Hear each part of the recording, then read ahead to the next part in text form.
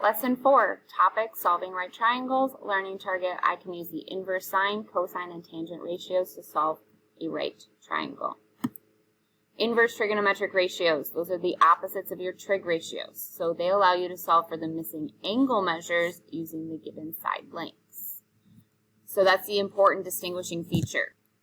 Inverse trig ratios allow you to solve for angle measures. Regular trig ratios allow you to solve for side lengths.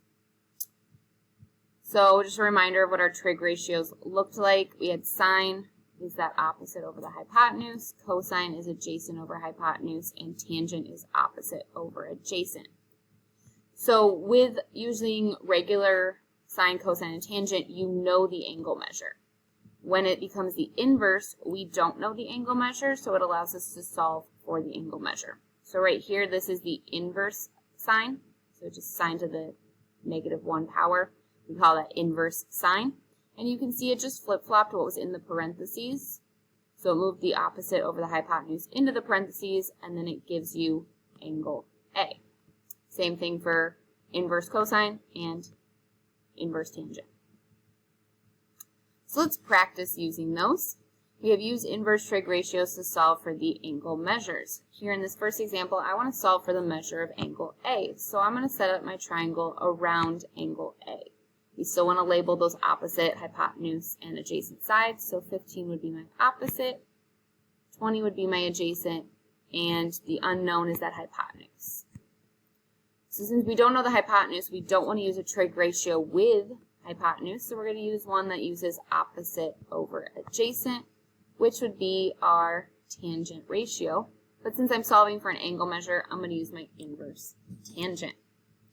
So all I have to do is do tangent, inverse tangent, put my opposite over my adjacent, so opposite is 15, adjacent is 20, equals, and that will tell me the measure of angle A. So all I have to do is type in this first part into my calculator. I would recommend using the Desmo Scientific Calculator that I do have linked on your daily to-do list on Schoology. So to get inverse, you're going to have to go over to this function menu, which is right up here, now it's underlined, and then hit the inverse tangent, and then in the parentheses, I'm going to put 15 over 20. And then you can see your answer show up on the side. So we will round to the nearest tenth, so this is 36.9.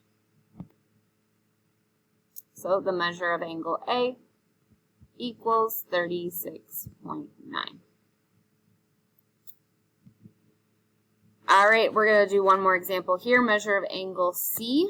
So we center around angle C, so opposite would be my unknown side, adjacent would be 5, and hypotenuse would be 11.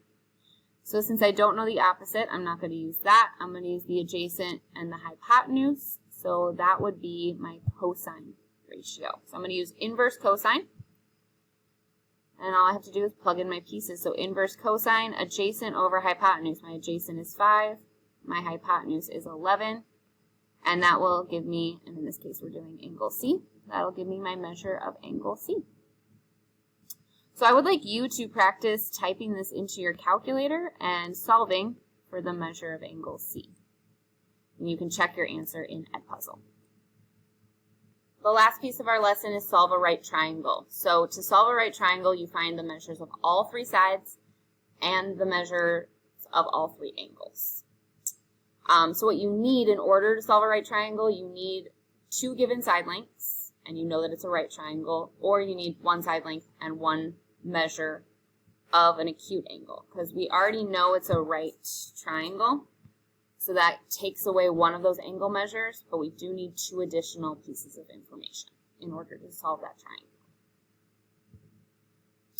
So we are going to solve this triangle. So what we are given, we're given it's a right triangle. We know 1 angle measure and we know 1 side measure. So the first thing I like to do is write out all the things that I need to solve for. So I need to solve for the length of KL, and I need to solve for the length of ML, Those are the two sides. And I need my measure of angle K. Now in this case, the measure of angle K is super easy to solve for because triangle angle sum theorem. We know this is 90 degrees, we know this is 40 degrees, and we know that all three angles need to add to 180. So I know that my current angles add to 130 plus the unknown, measure of angle K, equals 180. So I know my measure of angle K has to be 50 degrees. So that's the super nice piece about starting with one angle measure, is that we can solve for the other angle measure very easily. So now we just need to solve for side length. So this is going to be a review of those trig ratios that we used in our lesson 3. So what we know is this is a measure of angle 40. So I'm going to say that KL is my opposite side, ML is my adjacent side, and 8 is my hypotenuse. So what I need to solve for is my opposite side using my hypotenuse. So I need a ratio that uses opposite over hypotenuse, which would be my sine ratio. So to solve for KL, I would use the sine of my angle measure. Well, my angle measure was 40, equals the opposite I don't know, over hypotenuse, which is 8. And then I would need to solve that equation. I would need to get my opposite alone, the O alone, so I'd have to multiply both sides by 8, multiplied by 8. So then my opposite would equal whatever 8 times the sine of 40 is. So I would go to my calculator, I would do 8 times the sine of 40, and I would get 5.14, or 5.1. So I know that KL equals 5.1.